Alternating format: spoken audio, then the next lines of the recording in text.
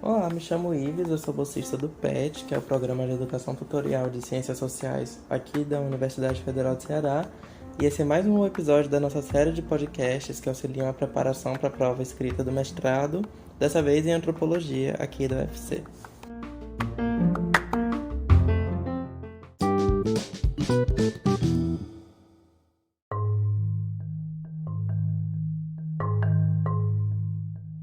Eu vou trabalhar hoje com o texto Tempo Imperfeito, uma etnografia do arquivo, de Olívia Maria Gomes da Cunha, que é uma historiadora de formação e que posteriormente se tornou antropóloga pelo Museu Nacional do Rio de Janeiro, professora e pesquisadora em várias universidades no Brasil, na Holanda, nos Estados Unidos, e atualmente ela trabalha com estudos na área de arquivística, práticas documentais, ciência, biopoder, movimentos sociais, escravidão e temas afins.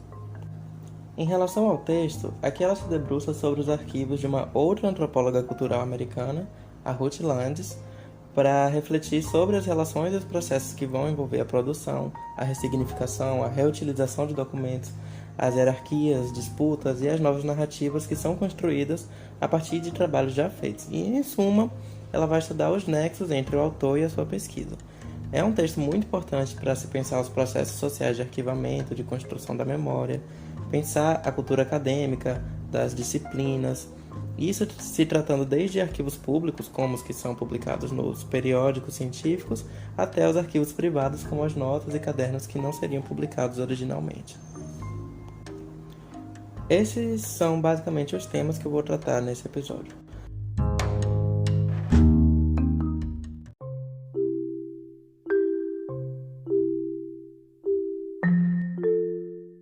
Primeiramente, é importante assimilar aqui a noção de trajetória biográfica, entendendo que a vida de um autor e as suas produções não têm um curso linear e tudo está sujeito a desvios, ressignificações, percalços e afins.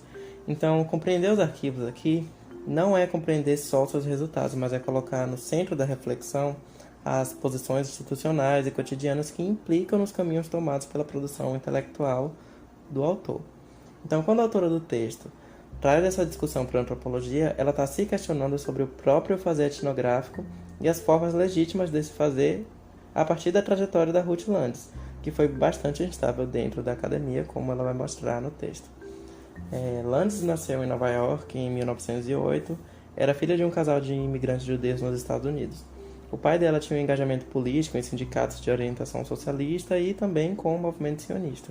Ele é uma pessoa muito presente nos escritos da Ruth, principalmente por ser o responsável por criar um ambiente secular dentro da família.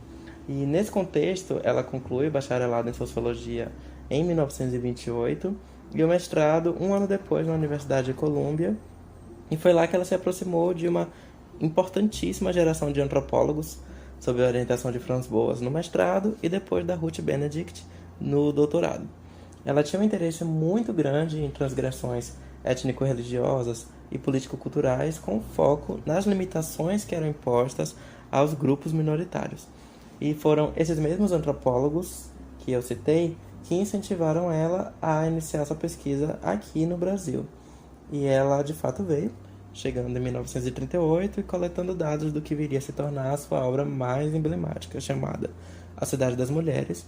E essa pesquisa foi feita nos terreiros de candomblé, tanto na Bahia quanto no Rio de Janeiro. Além do Brasil, ela estudou também outras sociedades no Canadá, na África do Sul, na Suíça, no País Basco, mas foi só em 1965 que ela se estabeleceu como professora na Universidade de McMaster, localizada em Hamilton, no Canadá. E é lá que ela empreende um trabalho de resgate das memórias e suas ligações com o passado, que ela deixou de uma forma bem organizada, diferente do que muitos antropólogos e intelectuais faziam na época. Landes recebeu, em 1967, uma carta de Peg Gould, sugerindo que ela fizesse um ordenamento e uma revisão da trajetória pessoal e profissional, iniciando um exercício de memória e de recuperação de lembranças que ela tinha deixado registrada no papel, como em cartões, bilhetes, produções acadêmicas, entre outras anotações dispersas. E então ela se colocou no trabalho de recolher todos esses fragmentos e juntar para essa produção. Felizmente, muitos desses fragmentos estavam bastante preservados, como eu disse, e principalmente porque ela tinha o objetivo de doar isso ao National Anthropological Archives. Bom, a autora do texto, procurando fazer uma sistematização dos estudos afro-americanos, entrou em contato com esses arquivos da RUT e a sua indagação foi sobre quais seriam os usos e as políticas institucionais de preservação que foram envolvidos nesse processo que ela estava percorrendo, de resgate da memória. Porque ela pensava que aí poderia haver reflexões acerca do trabalho etnográfico. Por exemplo, uma pesquisa precisa de fontes. Então, como essas fontes se constituem? Como os conhecimentos são ordenados nos espaços, como coleções, por exemplo, e por profissionais, como os arquivistas? Como esses arquivos são veiculados? E a partir de qual lógica de classificação? Qual a dinâmica das intervenções técnicas nos trabalhos que estão lá? E a grande questão aqui, qual a relação entre etnografia e arquivos? A gente sabe que na história da antropologia, o contato com as comunidades pesquisadas era geralmente um contato direto em pesquisa de campo. Então, designar um pesquisador como antropólogo de gabinete era equivalente a dizer que era uma antropologia mal feita ou incompleta, e era colocado como uma forma secundária de se fazer etnografia. Porém, a autora do texto vai destacar que essa posição de pesquisador de campo só era possível em decorrência de toda uma estrutura colonial que dava suporte a atividades desse tipo. Isso porque era um saber que interessava ao Estado. E justamente por isso, as tecnologias e as lógicas classificatórias que foram criadas, como inventários, catálogos e afins, tornavam menos graves as violações coloniais contra esses mesmos povos estudados. Então, pouco se falava sobre violência, dominação, a dinâmica racial entre os nativos e os europeus. Tendo isso em mente, a gente pode interpretar o arquivo basicamente como a cristalização de um conhecimento em formas e dinâmicas específicas de classificação que estão sujeitas a convenções culturais e institucionais diversas. Para a antropologia, os arquivos têm sido uma forma de transformar situações e sistemas sociais em narrativas, interpretações, concepções de verdade. E por isso o contato direto seria tão importante, porque essas narrativas estariam contaminadas por essa lógica arquivística anterior. Então, trabalhar apenas com arquivos significaria enxergar por uma lente que já está enviesada.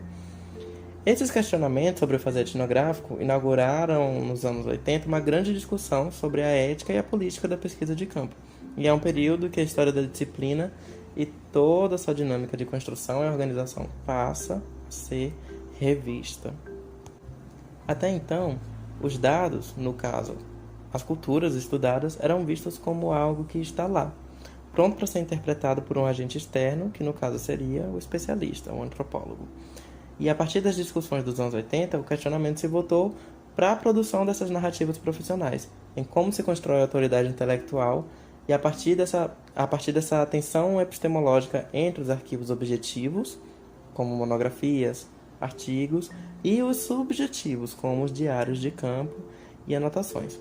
Um exemplo bastante conhecido disso é a descoberta dos diários do Malinowski, que é considerado o pai da etnografia, que foram publicados em 1967, já depois da sua morte, que revelam as contradições da observação participante, como os casos de raiva que ele tinha com os nativos, as relações pessoais estabelecidas em busca de reconhecimento, sexuais também, casos de preconceito, surtos de insanidade e outras situações desagradáveis que quebram a imagem do antropólogo que vai lá, vive, pensa como nativo a fim de compreendê-lo.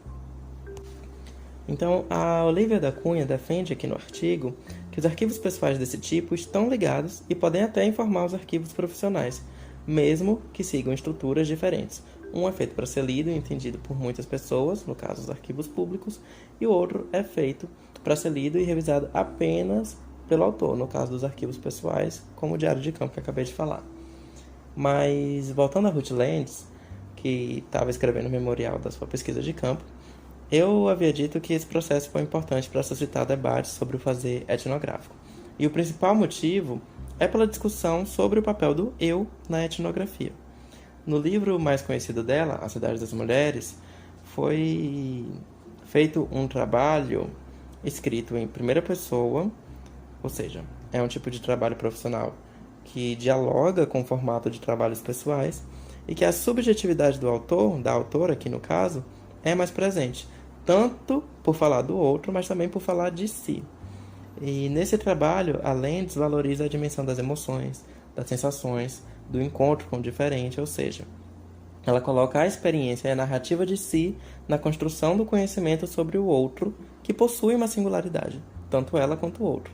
E essa era uma posição marginal dentro das ciências sociais na década de 40, quando o livro foi publicado.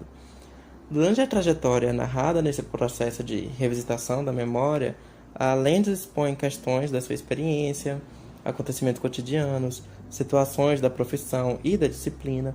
Ela expõe todo um ambiente institucional bastante sexista, competitivo, um universo profissional extremamente masculinizado. E mesmo se tratando de relatos pessoais, essa narrativa da Landes passa por uma série de adequações técnicas para se adequar à proposta da coletânea que Peggy Gould estava fazendo.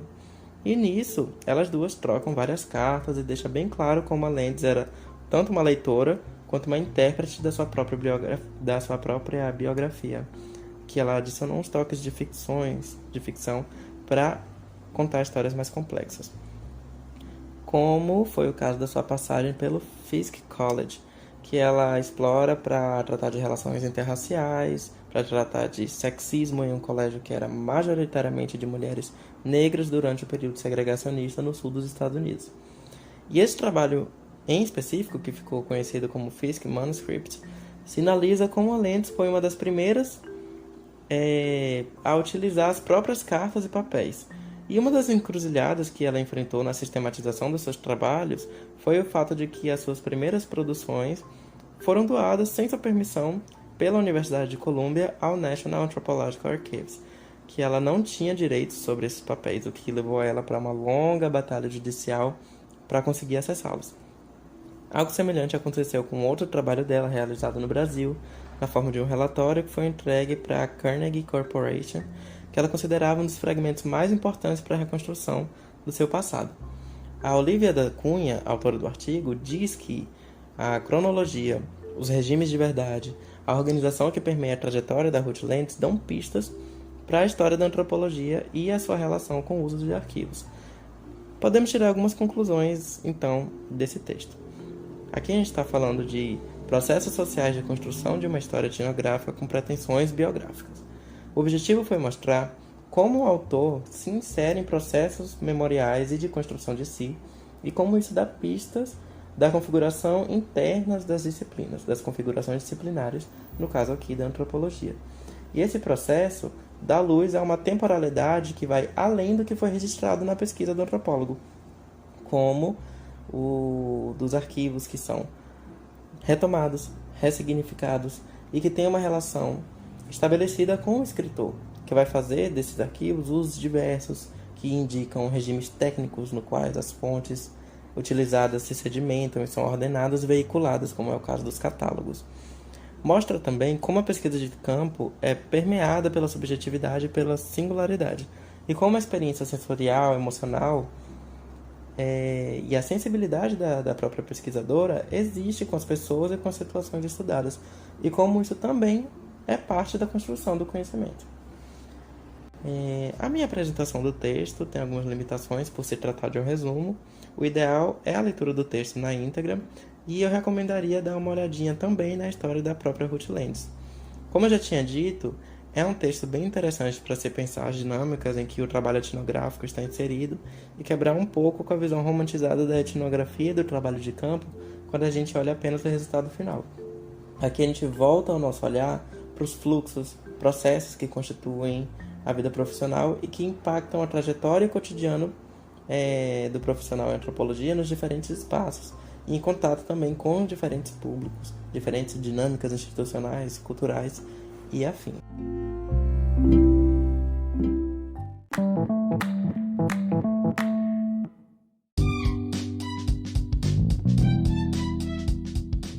Por hoje é isso.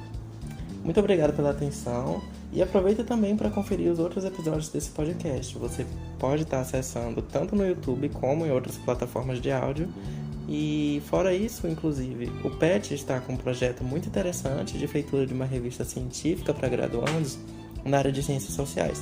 Se chama Revista Veres e você pode conferir mais informações nas nossas redes sociais, que vão estar aqui na descrição e nas informações aqui do canal do YouTube. Um abraço e boa prova!